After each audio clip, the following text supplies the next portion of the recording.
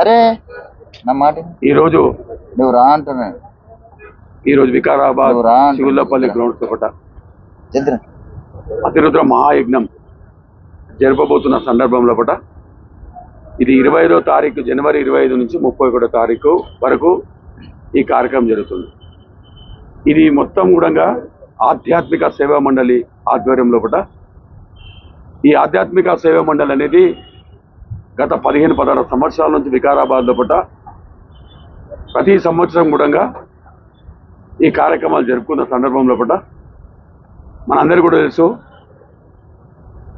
22వ సంవత్సరంలో పట ఇక్కడ అతిరుద్ర మహాయజ్ఞం ఇదే గ్రౌండ్లో జరిగింది. అద్భుతంగా ప్రజలందరి హృదయాలను కలిసే విధంగా అందరూ కూడా భక్తి శ్రద్ధలతోటి ఈ కార్యక్రమాన్ని విజయవంతంగా చేసిన సందర్భంలో పట ఈసారి కూడా అంతకంటే అద్భుతమైన కార్యక్రమాన్ని అతిరుద్ర మహాయజ్ఞాన్ని ఆధ్యాత్మిక సేవా మండలితోటి ఈ ఆధ్యాత్మిక సేవా మండలి అనేది ఇక్కడ ప్రెసిడెంట్ సెక్రటరీ ఉన్నారు, అందరూ సమానమే, అందరి ఆధ్వర్యంలో పట ఇక్కడ పార్టీలు ఉండయి, కులాలు ఉండయి, మతాలు ఉండయి, ఏముండయి, అందరు కలిసి పనిచేసే సందర్భంలో పట ఇక్కడ ఈ సంవత్సరము 200 మంది వేద పండితులతోటి ఋత్వికులతోటి రోజు కూడా మన పంతులు గారు చెప్తారు, రోజు పూజా కార్యక్రమం అంటే వాళ్ళు చెప్తారు కాబట్టి ధర్మో రక్షిత అన్నారు. అంటే మనం ధర్మాన్ని కాపాడితే అది మనని కాపాడుతుంది కాబట్టి అదేవిధంగా లోక కళ్యాణం ఇది మన ఒక వికారాబాద్కే కాదు, మన వికారాబాద్ బాగుండాలి, రాష్ట్రం బాగుండాలి, దేశం బాగుండాలి, ప్రపంచం మొత్తం బాగుండాలి, అందరూ కూడా సుఖ సంతోషాలతో ఆయుర్వేదాలతో ఉండాలని చెప్పి ఒక మహా సంకల్పంతో ఈరోజు ఈ కార్యక్రమాన్ని చేపట్టడం జరిగింది. ఈ యొక్క కార్యక్రమంలో పట మరి ముఖ్యంగా మేమందరినీ కలవడం జరిగింది. ప్రతి ఒక్కరు కూడా వారి వారి సేవలు కూడా ఇక్కడ ముఖ్యంగా మహిళలు 450 మంది మహిళలు ఇక్కడ సేవకులుగా పనిచేయడానికి ముందుకు వచ్చారు. గతంలో 300 మంది వచ్చారు, కానీ ఈరోజు ఒక టీం లోపల 20 మంది, అట్లా 23 టీంలు తయారైపోయినాయి. ఇప్పుడు 460 మంది మహిళలు కూడా ఇట్లా పాల్గొని వాళ్ళ యొక్క సేవను కూడా చేసుకుంటారు. గత నెల రోజుల నుంచి కూడా ఆధ్యాత్మిక సేవ మండలి ఆధ్వర్యంలో పడ్డ అందరూ కూడా ఇక్కడ 50 మంది మొత్తం కూడా వాళ్ళ కరసేవలాగా ఇక్కడ మొత్తం పనిచేస్తున్నారు. వాళ్ళకి నిజంగా ధన్యవాదాలు తెలియజేస్తున్నా. ముఖ్యంగా ఈరోజు ఇక్కడ స్పీకర్ గారిని కలిసినప్పుడు ఒకటే మాట చెప్పిండు, ఇటువంటి కార్యక్రమము నేను స్పీకర్ ఉన్నప్పుడు Vikarabad district headquarter Vikarabad జరుగుతున్నందుకు నాకు కూడా చాలా ఆనందంగా ఉంది. నేను ఏ సహాయం అయినా ఈ కార్యక్రమానికి ఎటువంటి సహాయం చేయనా నేను ముందుంటా అని చెప్పి చెప్పడం జరిగింది. అదేవిధంగా అందరికీ కూడా ఎమ్మెల్యేలకు కూడా ఇన్విటేషన్ ఇవ్వడం జరిగింది. మన వికారాబాద్ ఎమ్మెల్యే మాజీ ఎమ్మెల్యే కూడా ఇవ్వడం జరిగింది. అందరు లీడర్లు కూడా ప్రజాప్రతినిధులు ఎవరైనా సరే ప్రతి ఒక్కరు కూడా ఇది ఇప్పుడు ఇంతకుముందు చెప్పిన పార్టీలకు అతీతంగా ప్రతి ఒక్కరు కూడా ఇట్లా పాల్గొని మన సహాయం చేసుకుంటూ వారి యొక్క ఆ యొక్క భగవంతుని ఆశీస్సులకు పాత్రలు కావాలని చెప్పి వాళ్ళందరూ కూడా కోరడం జరిగింది. ఈ కార్యక్రమాన్ని మరి ముఖ్యంగా ప్రెస్ మిత్రులకు ఎందుకు చెప్తున్నా అంటే ఇటువంటి బృహత్ కార్యక్రమం నిజంగా నా భూతో నా భవిష్యత్తు. ఇక్కడ ఇంతవరకు కూడా ఈ రాష్ట్రంలో ఎప్పుడు కూడా ఇటువంటి బ్రహ్మాండంగా కార్యక్రమం జరగలే. అంటే మీ అందరు కూడా తెలుసు ఎందుకు వికారాబాద్లో చేపట్టడం జరిగిందంటే గత 3 సంవత్సరాలు జరిగిన తర్వాత మళ్ళీ కూడా ఈరోజు మాణిక్ ప్రభు మహారాజ్ ఆయన సంకల్పంతో ఆయన ఆధ్వర్యంలో పట ఈ కార్యక్రమం చేపట్టడం జరిగింది. వాళ్ళు ముఖ్యంగా ఏమన్నారంటే మీరు ప్రతి సంవత్సరం చేయాలి, కానీ మేము కూడా ఏమనుకోంటే ఒకసారి చేసిన తర్వాత 5 సంవత్సరాలకు ఒకసారి చేయాలని ఒక సంకల్పం ఉండే. ఎందుకంటే ఇమ్మీడియట్ చేయాలంటే ఖర్చుతో కూడుకున్నారు. కానీ అయితే అనేపేంటంటే ఈ కార్యక్రమాన్ని చేయడం వల్ల అందరూ కూడా ఆయురారోగ్యాలతో సుభిక్షంగా రైతులు కూడా పాడి పంటలతో ఉంటారు. ప్రతి ఒక్కరు కూడా మంచి జరుగుతా అనేది సంకల్పంతో మీరు ముందుకు పోతే ఈ కార్యక్రమం చేపడితే ఖచ్చితంగా మీరు చేయాలని ఒక మంచి తపనతో ఆయన చెప్పిండు. కాబట్టి మేము ముందుకు వచ్చినాం.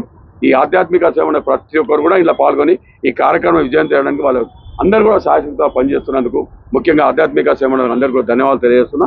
ఇప్పుడు ఈ కార్యక్రమాన్ని ఉద్దేశించి ఎందుకంటే ఇక్కడ రోజు కూడా ఓం నమః శివాయ భ్యో నమః ఓం త్ర్యంబకం యజామహే సుగంధిం పుష్టివర్ధనం ఉర్వారుకమివ బంధనాన్ మృత్యోర్ముక్షీయ మామృతాత్. ఈ యొక్క ఆధ్యాత్మిక సేవా మండలి వికారాబాద్ వారి ఆధ్వర్యం లోపల గత ఆయన రాజుగారు చెప్పినట్లు రమేష్ గారు చెప్పినట్లు 15 సంవత్సరాల నుండి ఈ యొక్క ఆధ్యాత్మికత అనేది శోభాయమానంగా జయప్రదంగా చేసుకుంటున్నాం. ఈ సంవత్సరం కూడా అట్లాగే అతిరుద్ర స్వహాకారం అతిరుద్ర స్వాహాకారం అంటే రుద్రం అనేది భగవంతునికి ఈశ్వరునికి చాలా ఇష్టమైనది.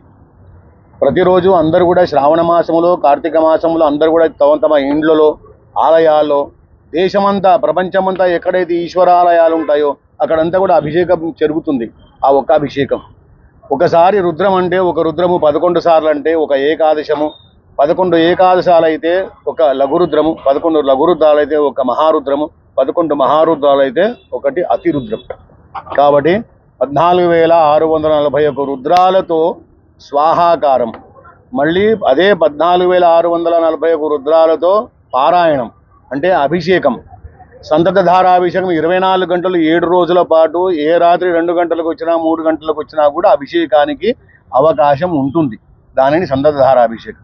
అయిన తర్వాత శతచండీ యాగం, రాజశ్యామల యాగం, మహాసుదర్శన హవనం, నిత్యము కళ్యాణం, శాంతి కళ్యాణ మహోత్సవం, ఇటువంటి కార్యక్రమాలు జరపాలన్నా కూడా పూర్వజన్మ సుకృతం కావాలి. రావాలన్నా పూర్వజన్మ సుకృతం, చూడాలన్నా కూడా, వినాలన్నా కూడా, దీన్ని ఇక్కడ వచ్చి ఆనందం అనుభవించాలన్నా కూడా పెట్టి పుట్టాలి.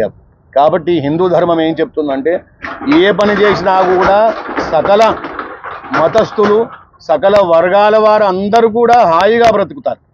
కాబట్టి ఈ యొక్క బ్రతుకు తెరువు కోసమే ఈ యొక్క హిందూ ధర్మం. కాబట్టి దేశంలో ఉన్న సకల జీవరాశులందరికీ కూడా ధర్మ మార్గంలో నడిపించాలి. ప్రతి ఒక్క మన ప్రతి పైసా కూడా, ప్రతి పని కూడా, ప్రతి అడుగు కూడా, ప్రతి మాట కూడా ధర్మం వైపు ఉండాలనే ఉద్దేశంతో ఎటువంటి స్వార్థం లేకుండా నిస్వార్థముతో ఎవరి ఏవిది కూడా ఆశించకుండా అందరు కూడా, అంటే భవిష్యత్తులో ఎవరు కూడా దైవ దూషణ కానీ, ధర్మదూషణ కానీ, దేశదూషణ కానీ ఎవరు కూడా చేయొద్దు.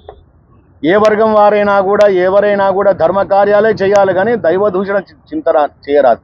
కాబట్టి అటువంటి దైవ చింతన చేసుకుంటూ దైవ దూషణ చేయని వారికి, ఆ దైవ దూషణ ఎవరైతే చేస్తున్నారో వాళ్ళందరికీ కూడా మనసులో రాజశ్యామలాదేవి వచ్చి ధర్మ మార్గం వైపు నడిపించాలని ఆ యొక్క వాళ్ళందరినీ కూడా కోరుకుంటూ, ఇటువంటి యజ్ఞంలో కూర్చున్న వాళ్ళందరూ కూడా ముందు కూడా అందరు ఎవరైనా కూడా అందరికీ, అంటే చిన్న వాళ్ళకు కూడా, ఎవరు ఏమీ లేని వాళ్ళు కూడా అవకాశం కలిగించేటట్లు మనం ఈ యొక్క యాగం చేస్తున్నాం. పెద్దవాళ్లే కాదు, పెద్ద సంస్థానాలే కాదు, చిన్నవాళ్ళు పండ్లు అమ్ముకునే వాళ్ళు, కూరగాయలు అమ్ముకునే వాళ్ళు కూడా ఇక్కడ వచ్చి యాగం చేసుకునేలాగా మనం అవకాశం ఇచ్చినాం. వాళ్ళు వస్తారు చేయాలి అని. వాళ్ళందరూ కూడా చిన్నవాళ్ళ నుండి పెద్దవాళ్ళ వరకు, చిన్న పెద్ద కాదు, అందరూ భగవంతుని దృష్టిలో అందరూ సమానమే. కాబట్టి అందరూ వచ్చి యాగాన్ని చేయాలి, వాళ్ళు అనుభవించాలి. మానసికంగా శారీరకంగా వాళ్ళందరూ కూడా ఆరోగ్యవంతులుగా ఉండి ఈ యొక్క దేశ రక్షణ చేసుకుంటూ దేశానికి కూడా వాళ్ళ వంతు కృషి చేయాలని మనం ఈ యొక్క ఆధ్యాత్మిక సేవ మండలి తరఫున ఒక యాగం చేస్తున్నాం. కాబట్టి ఇంకా అదృష్టం ఏంటంటే శంకరాచారి శృంగేరి శంకర భగవత్పాదులు పుట్టినప్పుడు వాళ్ళు అక్కడ ఒక స్థానంలో కూడలి అనే స్థానం ఉంది, కర్ణాటకలో శివమొగ్గ డిస్టిక్. అందులో వాళ్ళు త్రివేణి సంగమం, తుంగ భద్ర. అయితే త్రివేణి సంగమంలో అక్కడ మనం తపస్సు చేస్తూ అక్కడ మొట్టమొదటి పీఠం వాళ్ళు అక్కడ పెట్టినారు. ఆ పీఠము వాళ్ళు ఇప్పుడు ఎవరైతే 72వ స్వామి మహాస్వామి ఎవరైతే ఉన్నారో అభినవ శంకర భారతీ తీర్థ స్వామి కూడా 30వ తారీఖు సాయంత్రం ఇక్కడ వెయిట్ చేసి పాదపూజ చేస్తాం. అయిన తర్వాత 31వ తారీఖు పూర్ణాహుతి వరకు వారు ఇక్కడే వారి సమక్షంలోనే పూర్ణాహుతి జరుగుతుంది. కాబట్టి అటువంటి కూడలి సంస్థానం శృంగేరి కన్నా ముందటిది అది. కూడలి అనేది శంకరాచార్యులు తపస్సు చేసిన స్థలం. కాబట్టి అటువంటి మహాస్వామి వారు కూడా ఈ వికారాబాద్కు మొట్టమొదటిసారిగా మహాస్వామి విచ్చేయడం అనేది మన పూర్వజన సుకృతం అని భావిస్తూ వాళ్ళందరూ కూడా ఆశీస్సులు దేశం పైన ఉంటే దేశ రక్షణ చేయాలని జయిస్తున్నాం.